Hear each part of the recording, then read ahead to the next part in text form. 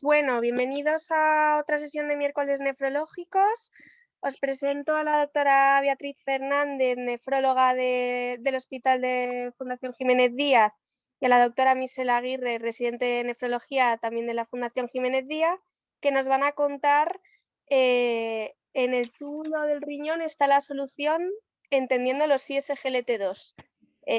Bueno, un fármaco que cada vez están encontrando más beneficios, así que nada, os dejo con ellas y os animo a participar. Vale, pues muchas gracias, Paula. Yo soy Michelle Aguirre. Vamos a comenzar un poco esta sesión, como bien dijo Paula, sobre los ISGLT2, que como sabemos en la última década ha tenido un boom en nuestro campo, pero vamos a entenderles un poquito más. Entonces, primero vamos a comenzar con un caso clínico. Se trata de un varón de 62 años, como podemos ver no tiene alergias, de factores cardiovasculares pues es un exfumador, bebe vino a diario, hipertenso, dislipémico, al momento estaba obeso, ahora ya está solo sobrepeso y recién diagnosticado hace 2-3 años de una diabetes tipo 2 en una prueba rutinaria en su trabajo. A nivel renal, pues tiene una enfermedad renal crónica G3A-A3, sin ninguna biopsia previa. En ese momento, como muchos solemos hacer, se hace la hipótesis de que puede ser por una nefropatía diabética. Tiene un buen control tensional. A nivel cardíaco tiene un ecocardio que está bien, con un poco de disfunción en la relajación y una ecografía renal bien. Ay, a ver. Vale, en algunas otras pruebas complementarias, como podemos ver, pues a nivel de hemograma está bien, tenemos una glicada aceptable en 7,3, puede mejorar, y como podemos ver, sí tiene una función renal alterada, tiene una creatinina 1,69 miligramos de cilitro, con un filtrado de 42,6 y un cociente de microalbuminuria de 900 miligramos gramos. Lo que más tenemos que ver es que en las últimas 4 o 6 meses este paciente ha tenido un aumento de su creatinina sérica importante, igual de la microalbuminuria, que casi se ha duplicado en este periodo muy cortito, y ha disminuido el filtrado glomerular casi un 50%. Entonces, claro, todo esto nos asusta y comenzamos a indagar un poquito más. Siempre se revisa qué tratamiento está tomando el paciente, si lo está haciendo bien. Él nos dice que está haciendo todo súper bien, dieta y tomando su medicación. Como podemos ver, tiene su ARA2, su tiazida, su espironolactona, metformina, semaglutide y su vitamina D. Entonces, después de todo esto, le hemos ampliado más pruebas. Todo lo que era perfil glomerular estaba dentro del rango normal. Entonces aquí nosotros comenzamos a decir, entonces nos quedamos tranquilos, decimos que ya está, simplemente se sigue pensando que es una nefropatía diabética y que está yendo mal, acordándose que también no es que tiene controles muy malos de su diabetes, cosa que no lo he dicho, también se había descartado que tenía una retinopatía diabética. Entonces yo no sé si los que están a este paciente se atreven o no se atreven a biopsiarle, pero nosotros no nos quedamos tranquilos y decidimos hacer una biopsia renal. ¿Cuándo se hace una biopsia renal en un paciente diabético? Pues si tenemos una microalbuminuria sin retinopatía diabética, o si hay un aumento importante y rápido de la proteinuria, especialmente si la diabetes ha sido diagnosticada a menos de 5 años, como es nuestro paciente. Y en recomendaciones más mayores, pues efectivamente, si pensamos que tiene una enfermedad sistémica, si hay un fracaso renal agudo que no se va recuperando, o si tenemos más datos de actividad glomerular como una hematuria o un síndrome nefrótico como tal, una proteinuria mucho más significativa en nuestro paciente no era tanta. Pero sí hemos visto que fue rápidamente aumentando en los últimos meses. En este paciente podemos ver que se hizo la biopsia y a la final lo que tenía era una nefropatía IgA con una clasificación Oxford M0, E0, S0, T1, C0 asociada a una nefropatía diabética. O sea, como queremos también destacar que sí, tienes una nefropatía diabética, pero también tiene otra Nefritis que no podemos también obviar y dejar al lado si es que no hubiéramos hecho la biopsia renal. Rápidamente, para todos los que están conectados, acuerdo recordar la clasificación de Oxford en la nefropatía IgA, la M que nos va a ver un poco la hipercelularidad mesangial, que en nuestro caso era 0, si hay proliferación endocapilar, nuestro paciente era 0, si hay esclerosis que no lo tenía, lo que sí tenía es un poco de fibrosis tubulointersticial, el 1, y no tenía ninguna semiluna. Con todo esto, también lo que ya podemos ir viendo es ir pensando qué tenemos que hacer con nuestro paciente. Pensamos también, a ver, tiene una nefropatía IgA, pero tampoco cumple criterio por el momento, no tiene una actividad muy activa para meterle ningún ensayo clínico, pero ¿qué está pasando con su enfermedad renal crónica y esa microalbuminuria? Es la diabetes, hay que subir la metformina o la semaglutide, o este paciente se podría beneficiar de un ISGLT2. Pues bueno, la charla es un poquito de ISGLT2, entonces vamos a ver cómo puede beneficiarse este paciente y por qué. Pero primero vamos a ir viendo un poquito la fisiología, fisiopatología también de la nefropatía diabética para ver cómo este fármaco nos ayuda. Bueno, pues dicho lo cual, yo soy Bea Fernández, también soy nefróloga como Mish de la Fundación Jiménez Díaz y estos fármacos empezaron siendo para la nefropatía diabética, ¿vale? Lo que pasa es que realmente son fármacos que disminuyen la hiperfiltración, disminuyen la capacidad del glomérulo, disminuyen la glomerulomegalia y la capacidad del glomérulo de destruirse, de destruir sus podocitos, sus pedicelos y de empezar a filtrar proteínas, que ese es el principal problema que tenemos, ¿vale? Cuando aumenta la presión hidrostática en el glomérulo, lo primero que se produce es un ensanchamiento, una cosa que se llama glomerulomegalia. Eso es súper típico de la diabetes, pero también es típico de otras enfermedades que atacan a la región del podocito. Lo principal que se vio es que la nefropatía diabética, como llega muchísimo azúcar al glomérulo, toda esa azúcar se va a filtrar, toda esa glucosa se va a filtrar. En el túbulo contorneado proximal, en la región distal de ese túbulo, hay unos cotransportadores de sodio y glucosa. Esos cotransportadores han estado siempre ahí. ¿Cuál es el problema? Que cuando tú tienes un hiperaflujo, un exceso de azúcar, se multiplican, se hipertrofian y aparecen más cotransportadores en un intento del organismo de reabsorber ese incremento de glucosa. Cuando eso no se consigue, se producía la famosa glucosuria del diabético. Pero tú tenías un incremento de toda esa serie de transportadores, más transportadores e hipertróficos. ¿Qué es lo que hacen estos fármacos? Bueno, esos transportadores además pasaban azúcar y la pasan con sodio, transportan azúcar junto con sodio, es un transporte activo. De hecho, los transportes activos, que son transportes dependientes de ATP, son transportes con alta carga energética. Esto es una cosa muy importante que luego hablaremos sobre los ISGLT2, que es que disminuyen esa alta carga energética, ese esfuerzo que hace el organismo y esa disminución del incremento del gasto energético de ATP también va a ser protector para el órgano, para el riñón en este caso, pero no solo para el riñón, sino también para otros órganos, porque acordaos que el 25% del gasto cardíaco va directamente al riñón, con lo cual tenemos una protección también cardiológica de la que vamos a hablar luego, ¿vale? Entonces, ¿qué es lo que pasa con los inhibidores del SGLT2? Los inhibidores del SGLT2 lo que van a hacer es inhibir ese cotransporte de sodio y glucosa. Cuando yo inhibo ese cotransporte de sodio y glucosa, lo que va a ocurrir es que va a ir mucho más sodio y mucha más glucosa hacia el ASADGL y hacia la mácula densa. ¿Qué pasa cuando eso ocurre? Cuando eso ocurre, la mácula densa sensa que tiene suficiente aporte de sodio y de azúcar y de cloro y dice, pues ya está, voy a eliminarlo porque no necesito más aporte. Es decir, disminuirá el tono de la arteriola aferente. ¿Qué es lo que pasa tradicionalmente? Lo que pasa tradicionalmente es lo contrario, se produce un incremento del tono de la arteriola aferente cuando hay una nefropatía diabética.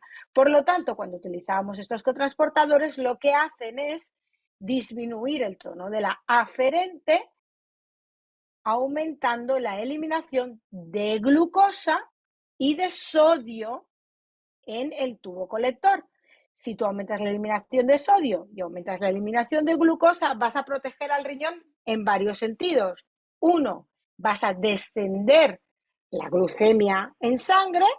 Dos, vas a disminuir la perfiltración, por lo tanto va a haber un ligero descenso del filtrado tubular, del filtrado glomerular estimado, y también va a disminuir la cantidad de sodio intravascular, por lo tanto, y sobre todo también el sodio extracelular, muy importante en la insuficiencia cardíaca, por lo tanto vas a tener un efecto de disminución de edemas, un efecto de disminución de la presión arterial y por ende una disminución del riesgo de tu paciente de desarrollar cuadros como los de insuficiencia cardíaca, motivo por el cual esto también se ha estudiado. Pasa siguiente. Entonces, lo primero que se vio fue, oye, sabéis que los ensayos que se hicieron en ISGLT2 se hicieron inicialmente como ensayos protectores, y si no lo sabéis os lo cuento.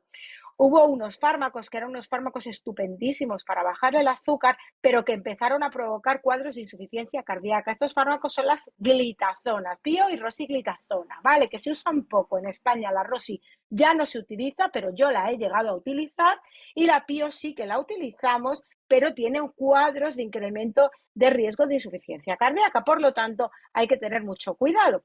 ¿Qué pasó con esto? Pues que la FDA, la EMA, todo esto hicieron unos warnings tremendos porque dijeron, ostras, que los pacientes se mueren de insuficiencia cardíaca y se mueren de fracaso cardíaco. Por lo tanto, y de muerte cardiovascular. Por lo tanto, cualquiera que quiera hacer un ensayo clínico en un fármaco antidiabético tiene impepinablemente que hacerlo viendo a ver si hay riesgo de que los pacientes desarrollen cuadros cardíacos.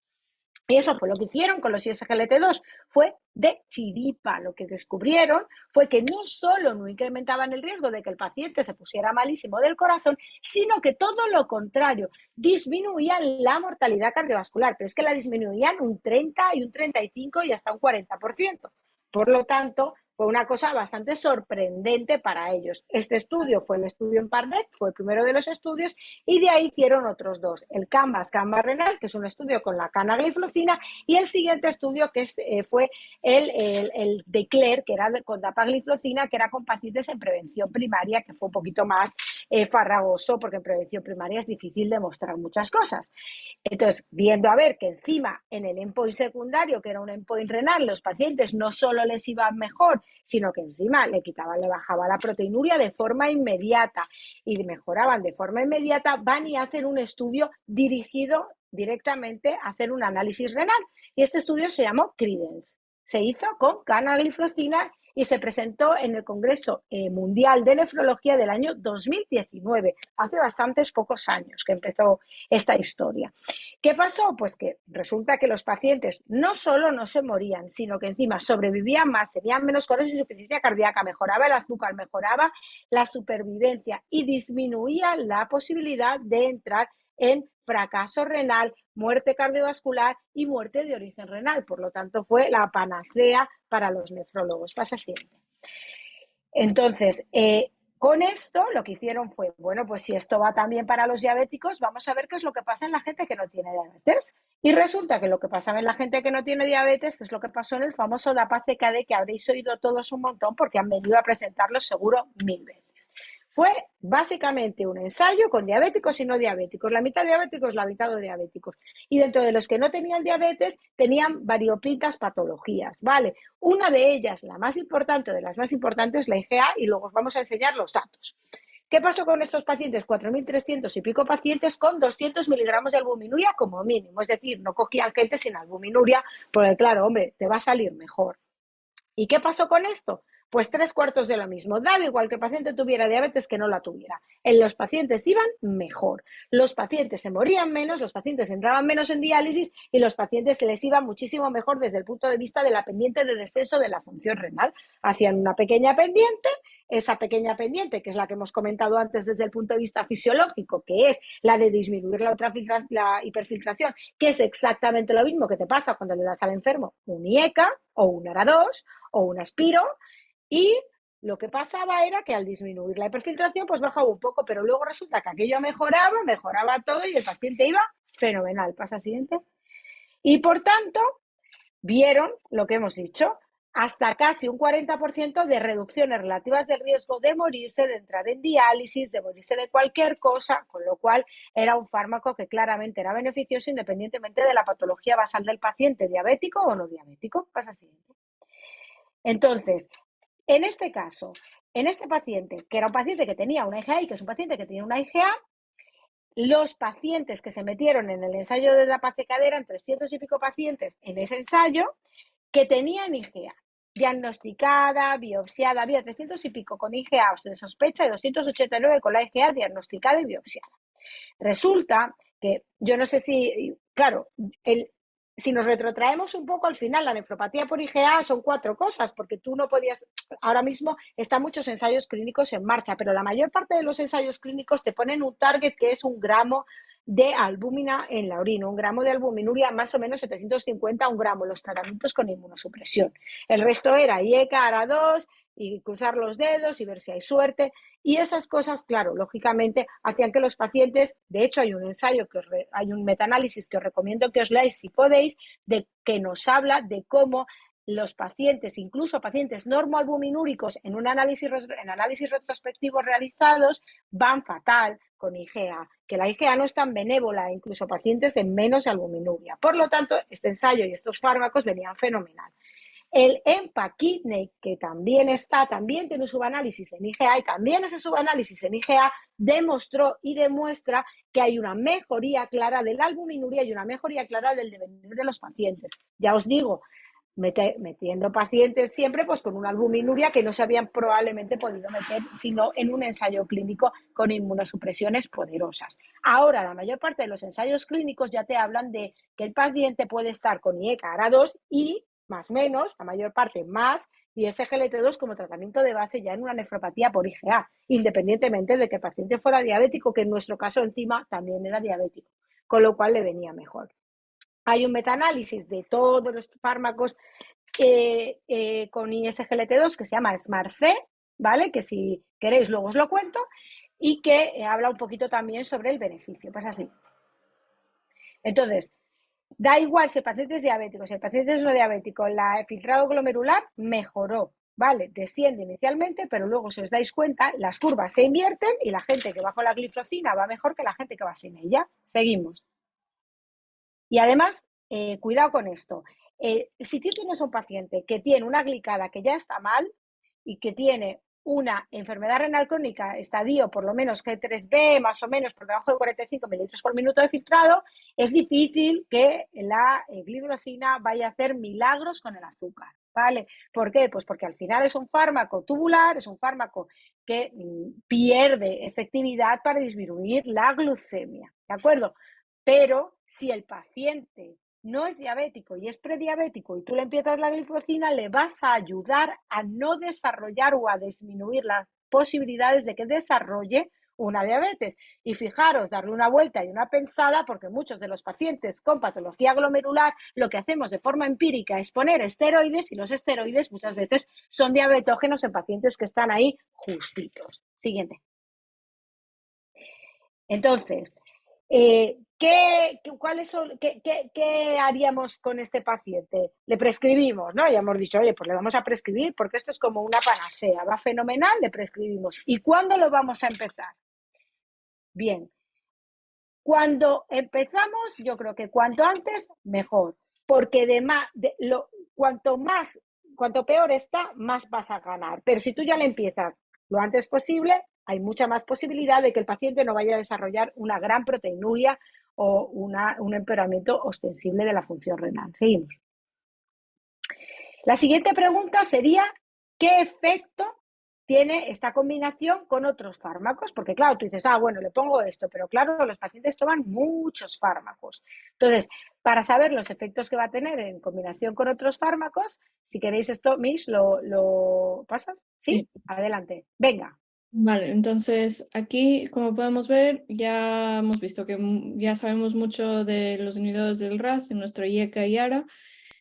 tenemos un paciente que tiene una hiperfiltración glomerular, que puede ser o bien por diabetes, obesidad o enfermedad, una insuficiencia cardíaca. Entonces, con los inhibidores del RAS que hemos dicho, ya sabemos que va a actuar a nivel de la arteriola eferente, esto va a hacer que se vasodilate y va a disminuir un poco la hiperfiltración. En cambio, los ICGLT2 va a actuar a nivel de la aferente haciendo una vasoconstricción y también disminuyendo. Cuando se benefician, se ha visto que cuando hay una combinación de ICGLT2 con inhibidores del RAS, se potencian entre sí, el ICGLT2 le potencia y va a haber una disminución de la hiperfiltración aún más y el paciente va mucho mejor y por eso también es nefroprotector. Cuando vemos con los otros fármacos, que muchos de nuestros tienen, los antagonistas mineralocorticoides, los diuréticos de ASA, los tiacidas, esto ya sabemos, a veces lo que nos suelen preguntar es qué va a pasar con el potasio, por ejemplo. No se ha visto que hay más incidencia de hiperpotasemia. A nivel de electrolitos, el ICGTL2 realmente tiene un efecto neutro, no afecta mucho el potasio, ni el sodio, ni el calcio, no se ha visto alteraciones.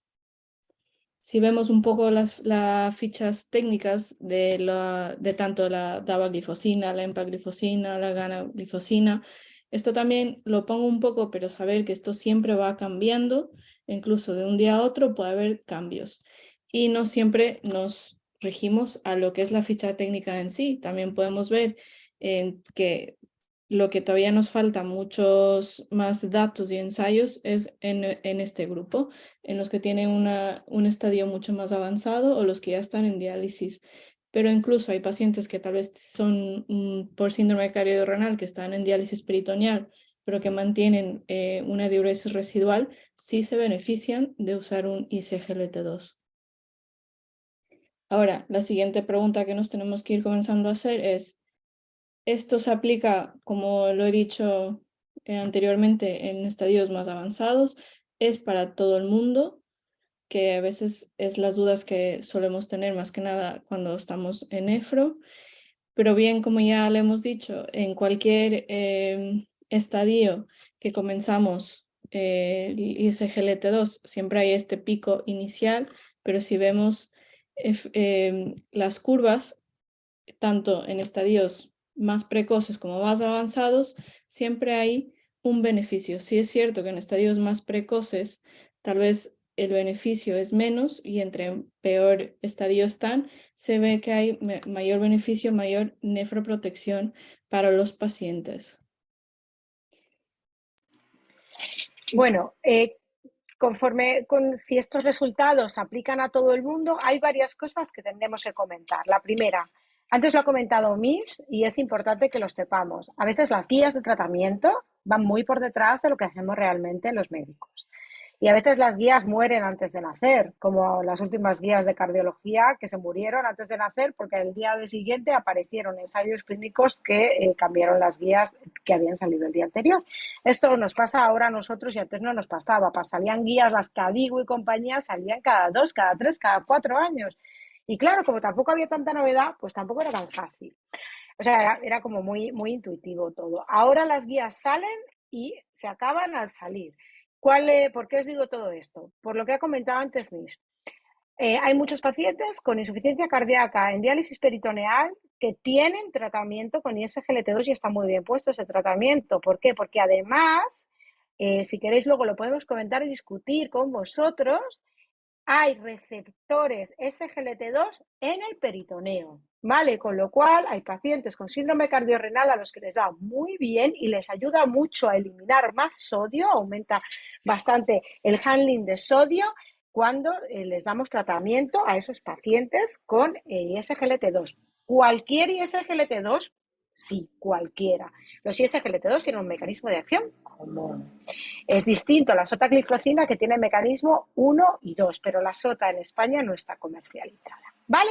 Luego, ¿cuáles son los criterios de exclusión de los ensayos? Los pacientes que tenían G5 estaban excluidos, pero los pacientes con G5 no se sacaron del ensayo, es decir, se mantuvieron en diálisis con el fármaco. ¿Qué significa eso? Pues que tanto Empaquine como Dapa-CKD siguen viendo de forma observacional lo que está ocurriendo con los pacientes fuera de ensayo visualmente. ¿No están los ensayos? No están los ensayos. ¿Por qué? Pues porque los ensayos hay que pararlos cuando llegas al NNT para conseguir que se dé lo que tú quieres. Al final son empresas farmacéuticas que necesitan un rendimiento, pero hay pacientes en diálisis con fármaco, siempre que tenga diuresis residual, y parece que está funcionando muy bien. Y hay grupos españoles que os recomiendo que los sigáis. Uno de ellos es José de la Flor, con Juan Gorriz, que es un cardiólogo, y están haciendo trabajos muy bonitos con ISGLT2, también en diálisis incremental, y os lo recomiendo, ¿vale? Y luego, ¿qué otros pacientes se sacaron de los ensayos? Los poliquísticos. Realmente la poliquistosis es una enfermedad y es una entidad completamente diferente. Este incremento de volumen de quistes, etcétera, etcétera, es más dependiente, y además esos pacientes lo que entran es en ensayos y en estudios y en tratamientos ya concomitantes con baptanes, con el tolvaptan, ¿vale? Entonces, esos se sacaron de los ensayos. La nefropatía lúpica también sacó de los ensayos. ¿Por qué? Pues se ha sacado de los ensayos inicialmente porque hay pacientes con nefropatía lúpica establecida y que están bien controlados con inmunosupresiones, no ahora mismo con ciclofosfamidas y compañía, pero con inmunosupresiones ya de residual en Paquini, ¿vale? Dapa-CKD no tuvo de ese tipo de pacientes. ¿Por qué? Pues porque cuando se diseñaron estos ensayos todavía había cierto temor al tema de las infecciones, de las candidiasis y de las infecciones urológicas, ¿vale? Y al final tener una candidiasis en un paciente inmunosuprimido te puede dar un problema de características bíblicas, ¿vale?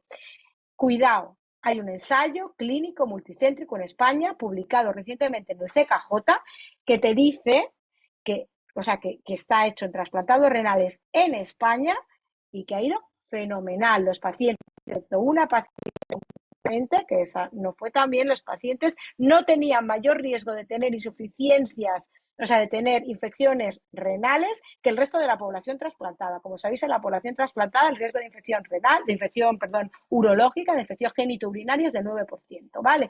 Del 7%, y estos pacientes lo tenían del 9%, ¿vale? O sea, fijaros, un 2% de diferencia es muy poco.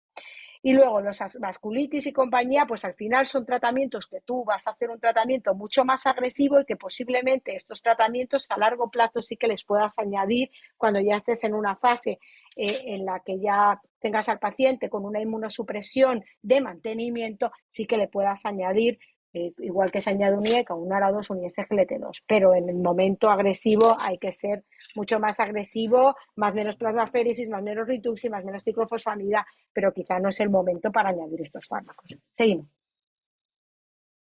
Y bueno, estos son los ensayos que hay ahora mismo y que ha habido ahora mismo, tanto en nefropatía diabética como en nefropatía no diabética, en fármacos. Aquí he puesto los ensayos en nefropatía diabética porque también está la finerenona, pero son los ensayos que estaban y que se han estado utilizando para pacientes con enfermedad renal crónica con ISGLT2, y fijaros en los hazard ratio, y si no sabéis os cuento yo cómo se hacen los hazard ratio.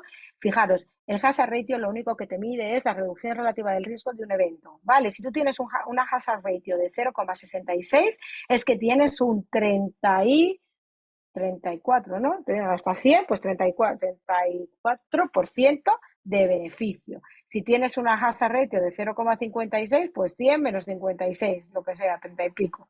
Así, ¿vale? Así se hacen las hazard ratios. Es una reducción relativa del riesgo de desarrollar el evento primario o el evento secundario, depende de lo que sea la hazard, ¿vale? Seguimos. Miss. Sí, entonces aquí lo que tenemos también queremos destacar es que con estos fármacos, no solo el ISGLT2, como también vemos, pues los IECAs, los ARAs, los AINES diuréticos, también metformina, más que nada ahora que ya viene el calor también, no olvidar lo que es el día del enfermo, ¿vale? Esto, chicos, es muy importante.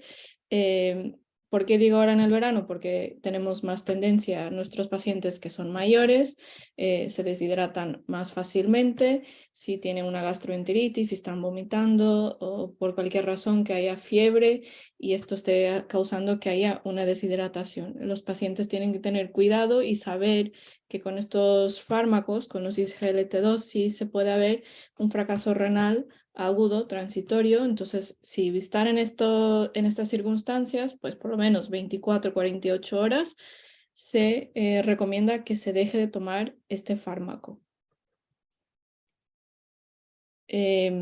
Vale.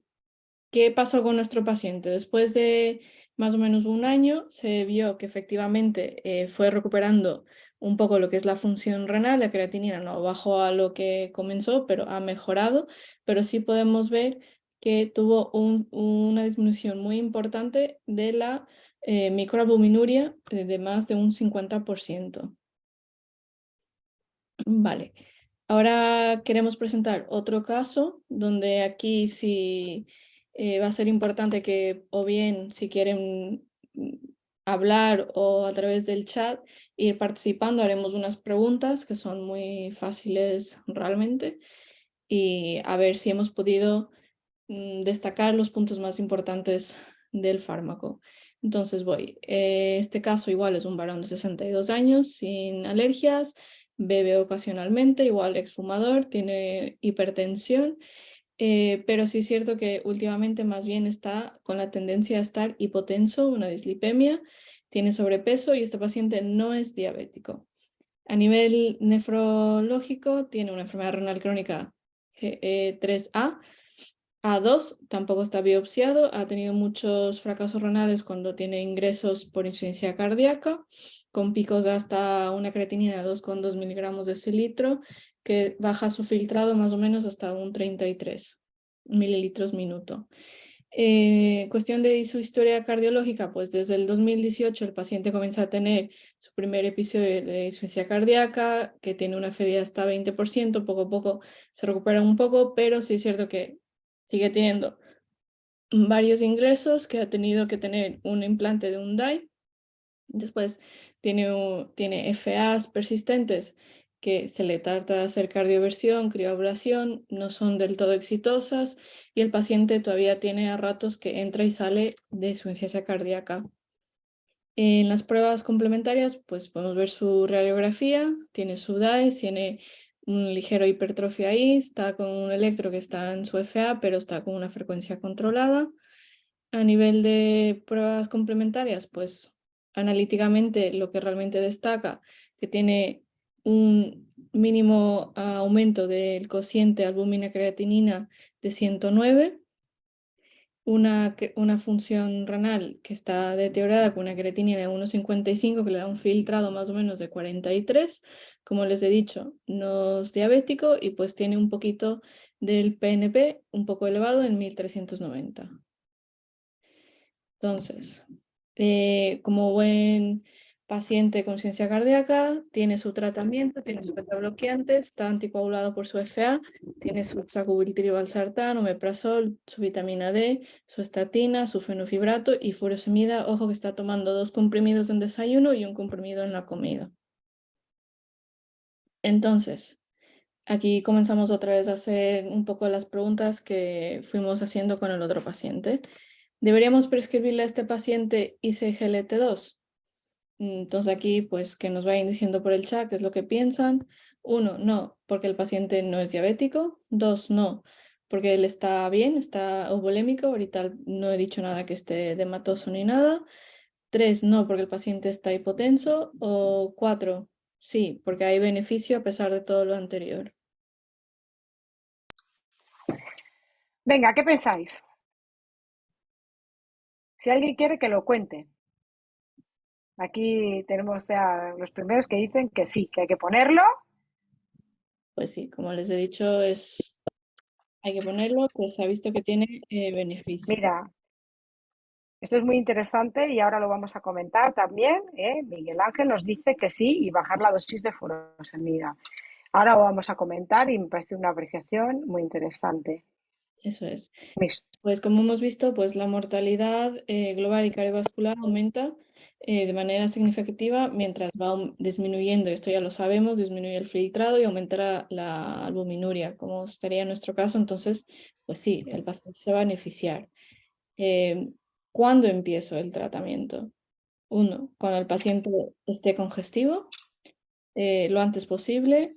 Tres, si aumenta la tensión arterial. O cuatro, si puedo bajar los diuréticos y mejora la función renal. ¿Qué os parece?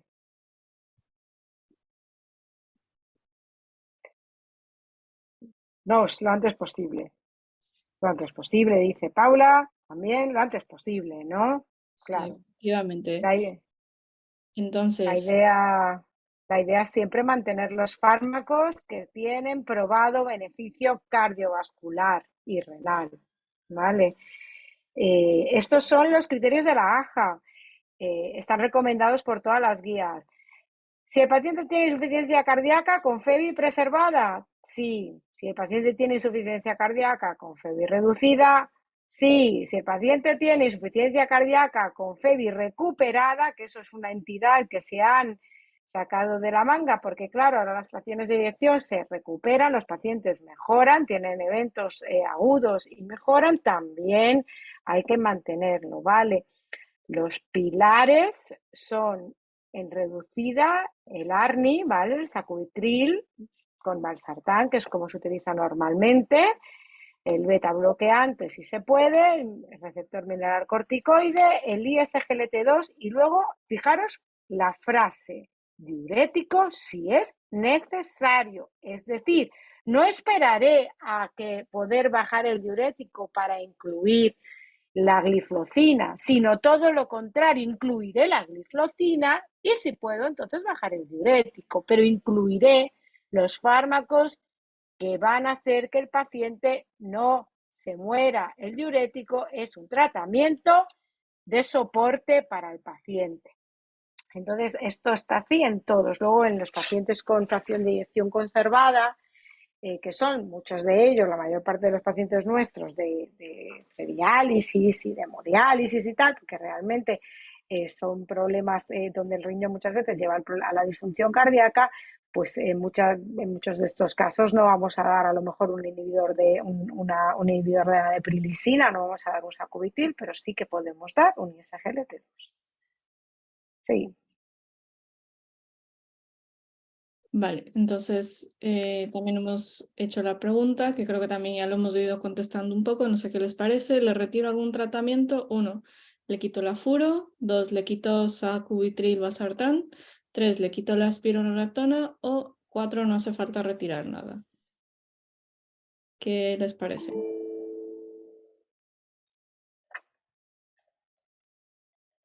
A ver,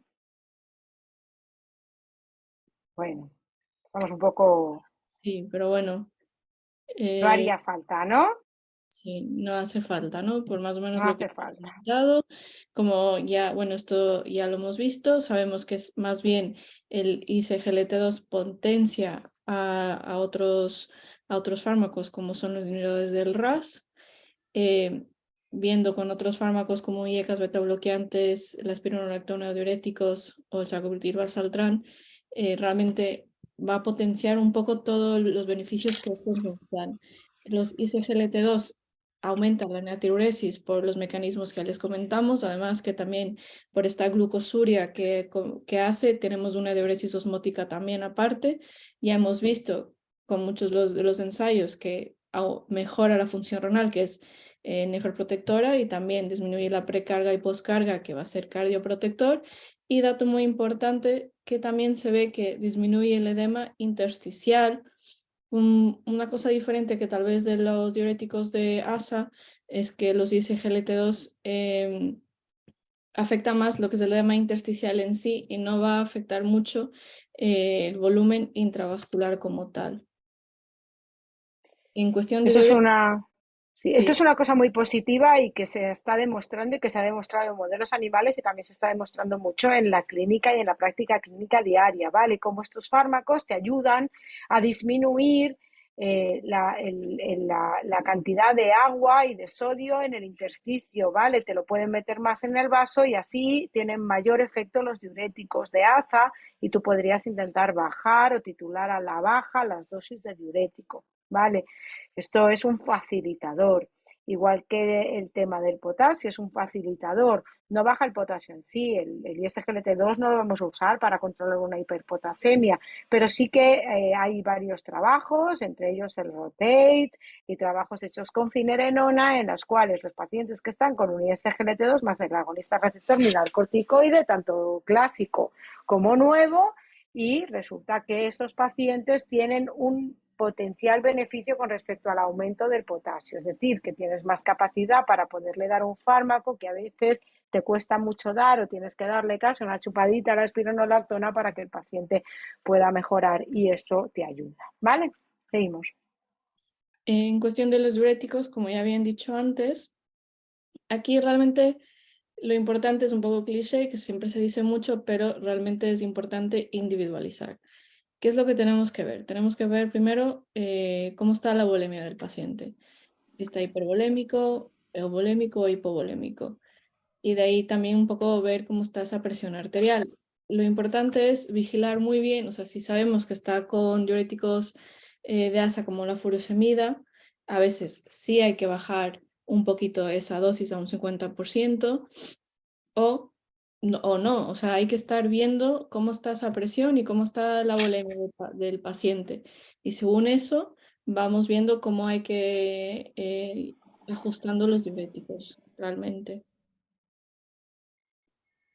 Y luego recordar, esto no tiene tanto que ver con lo que serían los inhibidores de la SGLT2, pero recordar, por favor, en todos los pacientes, ¿vale?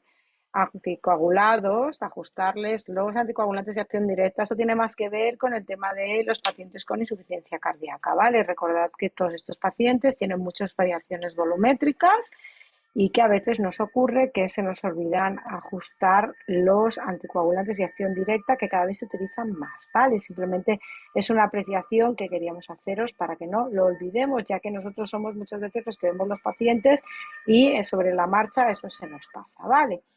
Y ya creo que tenemos, vamos a ver como qué haríamos, ¿no, Miss?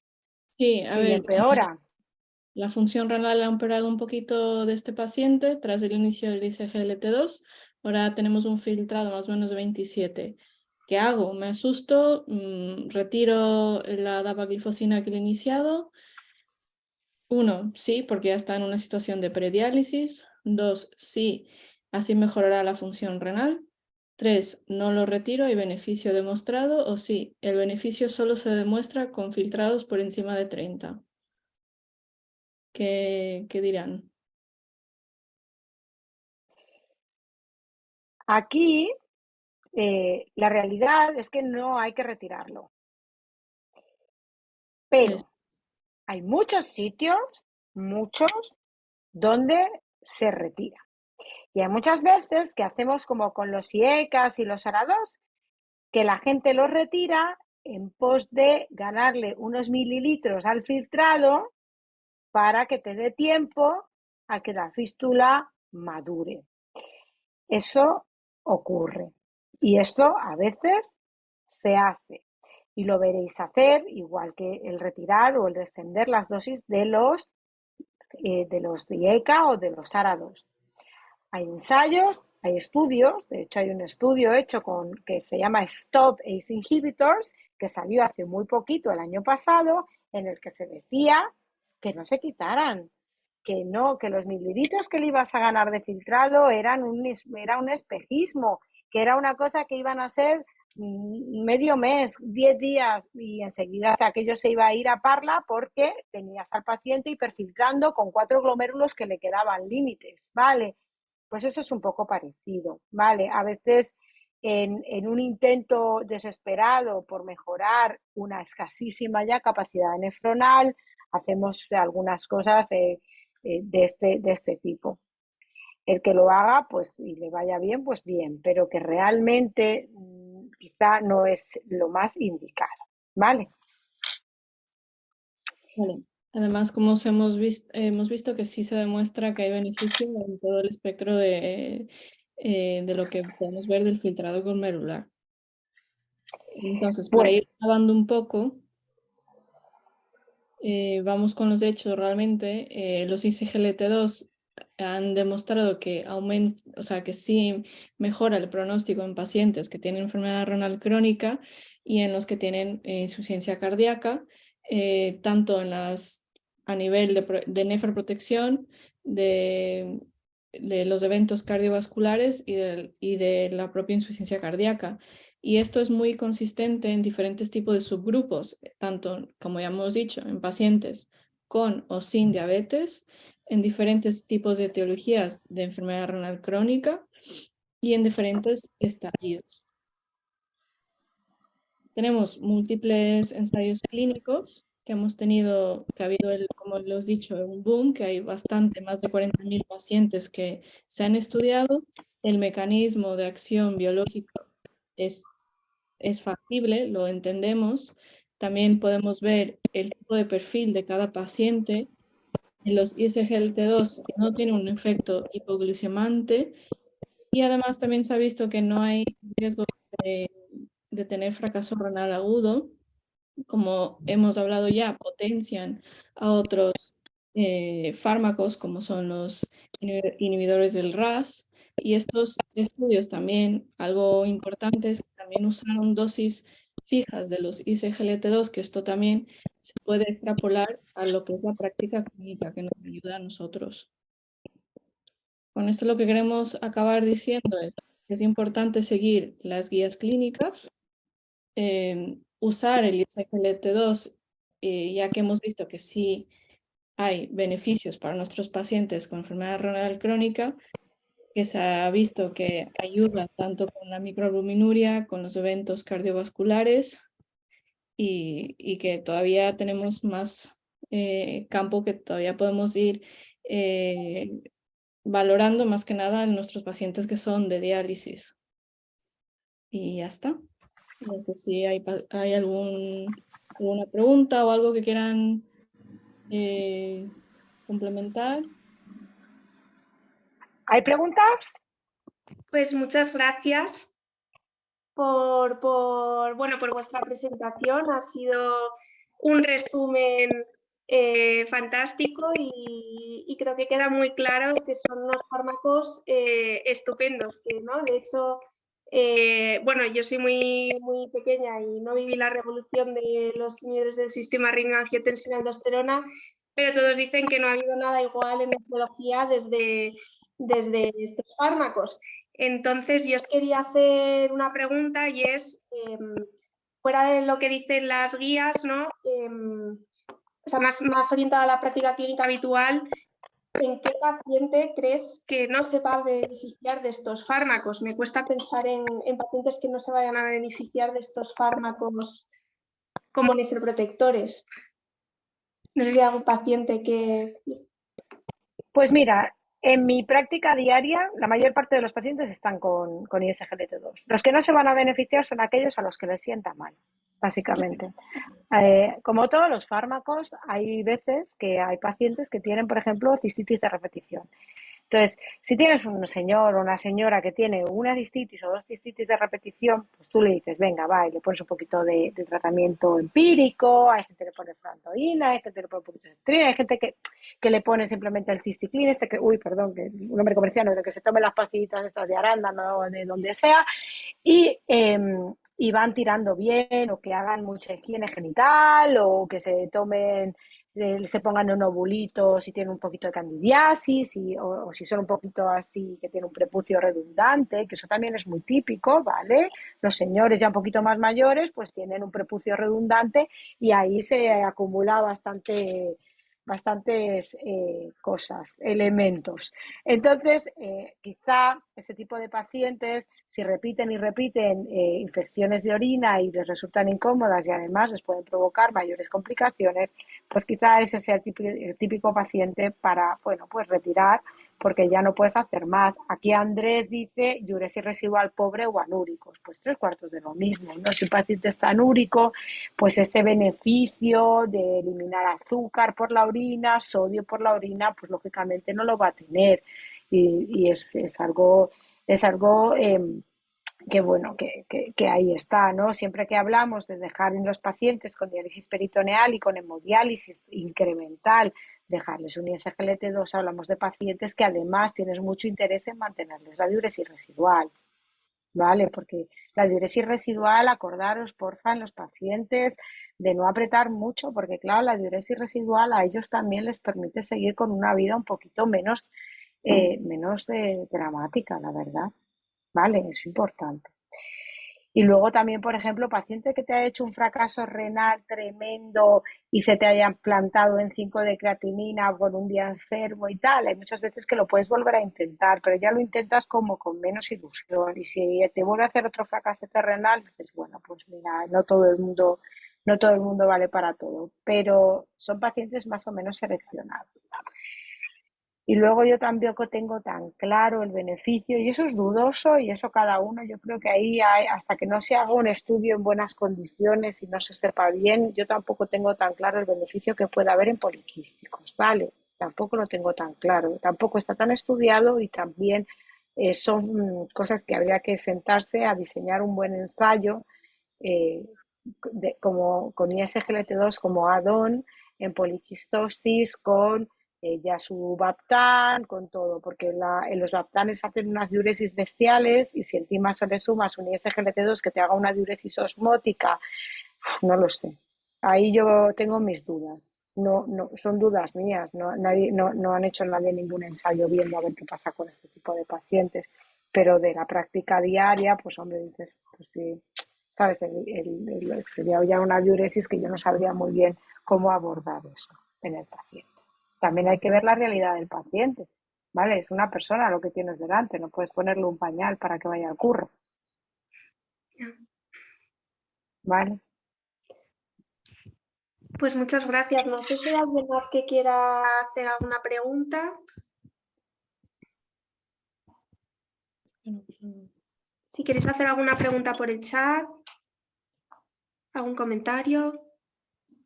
Sí, yo he oído aquí el comentario de Andrés, que es el de la diuresis residual, me pareció muy razonable.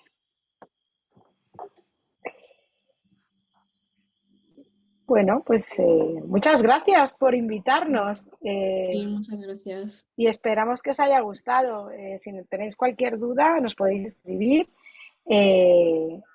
por privado o mandaros un correo, o si tenéis ganas de hacer alguna cosa con nosotros, pues adelante. Aprovecho, por favor, para deciros que residentes de último año, gente que vaya terminando, adjuntos jovencitos que luego se escuchen la presentación, apuntarse a Hobson, plataforma de jóvenes nefrólogos. Residentes de cualquier año, no hace falta ser adjunto, apuntarse a la YNP de la ERA, ¿vale? De la Asociación Europea de Diabetes. Apuntaos, por favor.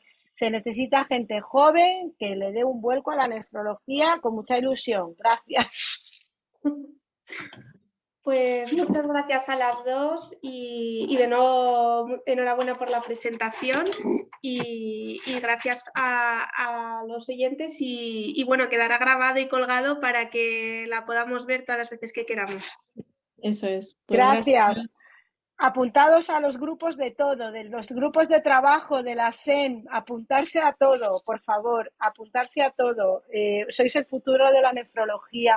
Necesitamos gente joven que se quiera apuntar a los grupos, apuntaros a los grupos de trabajo de vuestras sociedades científicas y aprended mucho y aportad mucho, que podéis aportar mucho también a la gente un poquito más mayor, ¿vale? Si alguien no sabe cómo apuntarse, por favor que me lo diga. Apuntaos todos a la agendia, mandadme un correo personal y yo os apunto. Ya está. Voy a hacer mis cuñas publicitarias. Fenomenal. Vale. Pues Vale, gracias. gracias.